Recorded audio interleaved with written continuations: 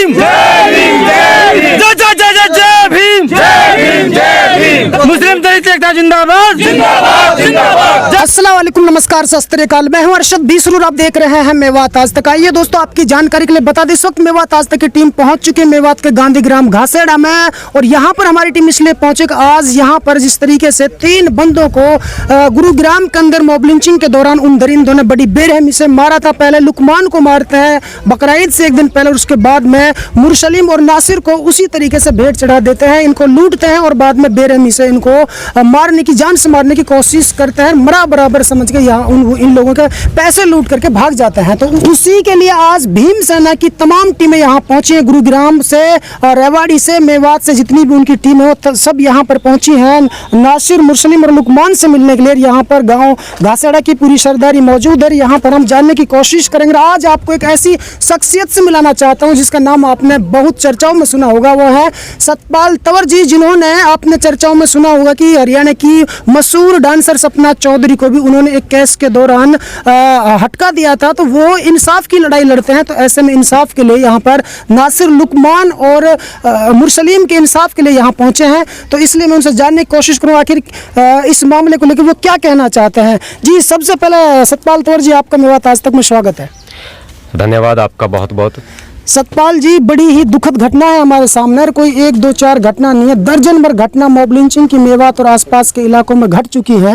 और इसके अलावा देश भर में लगातार मॉब लिंचिंग की जो घटनाएं हैं वो लगातार बढ़ती जा रही है, रुकने का नाम नहीं ले पा रही है। गोरक्षा के ऊपर एक नया कानून लेके आते हैं, लेकिन इंसानों का जब कत्ल होता तो काफ़ी देश की जनता काफ़ी शोर मचाया, काफ़ी धरना प्रदर्शन हुए, काफ़ी टीवी चैनल्स पर चला, लेकिन कोई मॉब लिंचिंग के ऊपर अभी तक कानून नहीं आया। आखिर ऐसा क्यों ये सरकार कर रही है? लगातार दरिंदों के हौसले बढ़ते जा रहे हैं। देश का बड़ा दुर्भाग्य है क्योंकि इस देश के अंदर चोरों की सरकार है जी।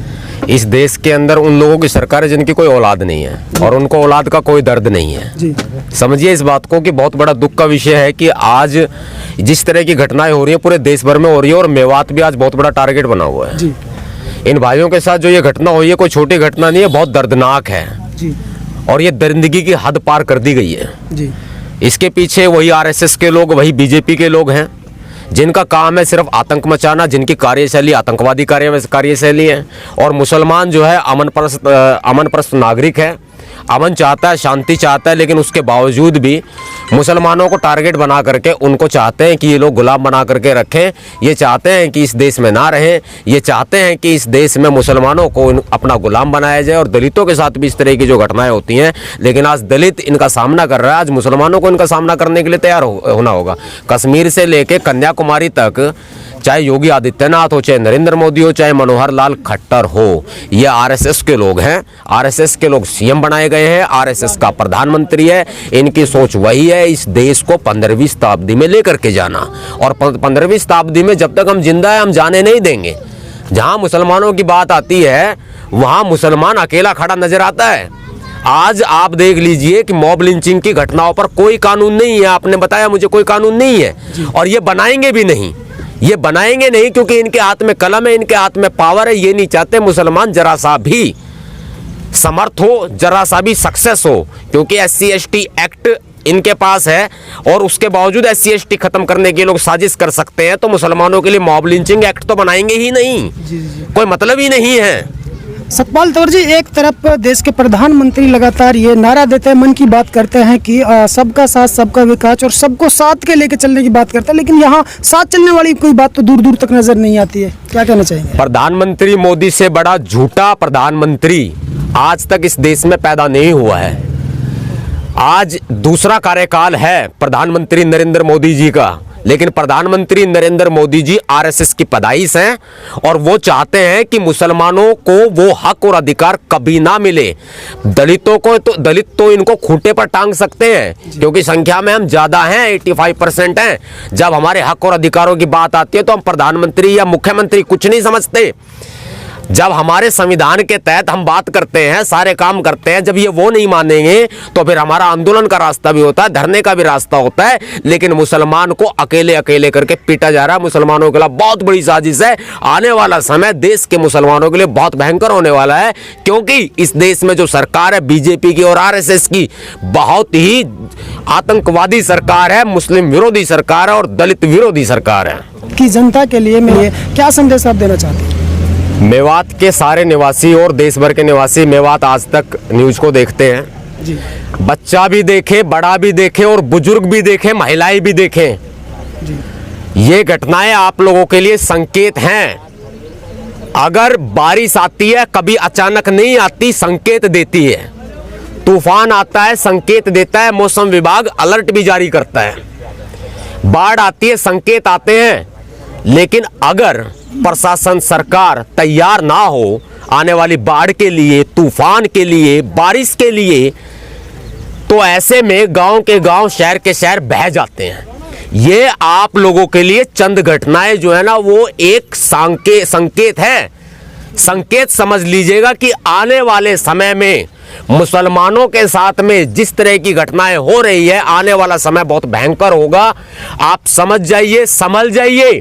अखिल भारतीय भीम सेना आप लोगों के साथ में कंधे से कंधा मिलकर के लड़ेगी, कमी नहीं छोड़ेंगे। लेकिन मेवात खत्म हो जाएगा, ध्यान रखना। मेवात को ये बर्बाद कर देंगे। बच्चे बच्चे को ये छोड़ेंगे नहीं, बुजुर्गों को, युवाओं को ये छोड़ेंगे नहीं। इन लोगों की मानसिकता ऐसी। अगर मेवात को बचाना चाहते हो, अपने वजूद का बचाना चाहते हो, घरों से बाहर निकलो, एकजुट हो जाओ।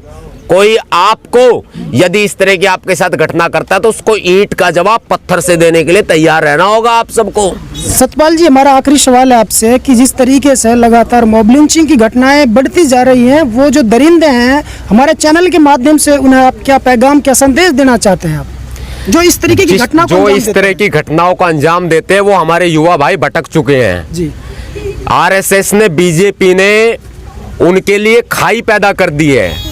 एक अंधा कुआं खोद दिया है बीजेपी ने कि आपको शिक्षा की तरफ, रोजगार की तरफ नहीं लेके जाएगी बीजेपी सरकार, लेकिन ऐसी घटनाएं करके आपको जेल में जरूर डलवा देगी बीजेपी सरकार।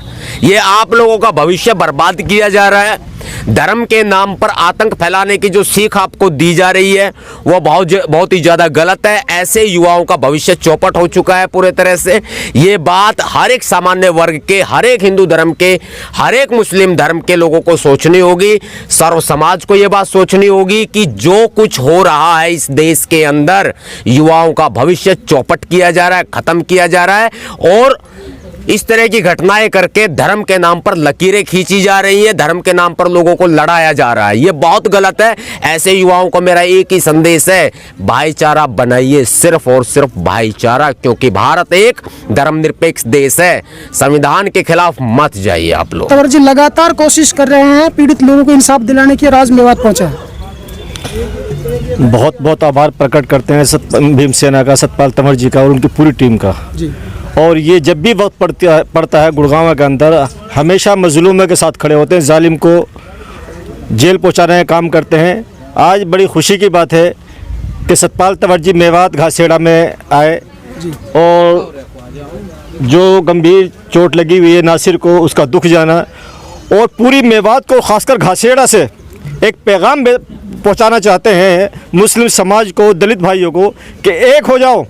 आज अभी वक्त है, आप एक हो जाओ, नहीं तो कल बहुत देर हो जाएगी। आज मुस्लिम भाइयों को और दलित भाइयों को एक हो जाना चाहिए। जिनके साथ भी ज्यादती होती है, जुल्म होता है, उसकी आवाज़ बने, उसका सहारा बने और जालिमों का मुकाबला करे, उनको जेल पहुंचाने का काम करे। दोस्तों, ये थे मेरे साथ में चेयरमैन साहब जी और सतपाल तंवर जी को आपने सुना, जो भीम सेना के राष्ट्रीय अध्यक्ष हैं। और मैं उन लोगों को एक संदेश देना चाहता हूं कि बड़ी शर्म की बात है कि मेवात के वो नेता जो कि वोट के लिए दर दर भटकते हैं, लेकिन अभी तक भी मुरसलीम के घर नहीं पहुंचे उनको आश्वासन देने के लिए, जबकि उनका सबसे बड़ा फर्ज बनता है मेवात की जनता के ऊपर कि उनको नुमाइंदा यहाँ से चुनकर भेजा जाता है विधान विधानसभा में, लेकिन वो लोग भूल जाते हैं और गरीबों के पास नहीं आते हैं और वो इंतजार कर रहे हैं कि जब जब ये मामला हाईलाइट होगा तो टीआरपी बांटने के लिए आ जाते हैं। तो मैं उनको संदेश देना चाहता हूं कि वो समय रहते हुए इनके पास पहुंचे और इनका साथ दें और इस पीड़ित नासिर को, लुकमान को इंसाफ दिलाने की पूरी कोशिश करें। तो दोस्तों फिलहाल इतना ही, फिर लेकर हाजिर होंगे ऐसे एक ताजा अपडेट। तब तक आप बने रहे सिर्फ और सिर्फ मेवात आज तक के साथ। जय भीम जय भीम जय भीम जय जय जय जय जय भीम जय भीम जय भीम जय जय जय जय जय भीम जय भीम जय भीम जय जय जय जय जय भीम जय भीम जय भीम। प्यारे दोस्तों, यदि आप हमारी इस वीडियो को फेसबुक पेज पर देख रहे हैं तो हमारे पेज को लाइक कीजिए, शेयर कीजिए। यदि इस वीडियो को यूट्यूब पर देख रहे हैं तो हमारे चैनल को सब्सक्राइब कीजिए और बेल आइकन घंटी को दबा दीजिए। प्यारे दोस्तों, यदि आपको लगता है कि हम समाज के लिए बेहतर काम कर रहे हैं तो आप हमारे चैनल की मदद कीजिए। तो दोस्तों फिलहाल इतना ही, फिर लेकर हाजिर होंगे देश और दुनिया से जुड़ी ताजा तरीन खबरें। तब तक आप बने रहिए सिर्फ और सिर्फ मेवात आज तक के साथ।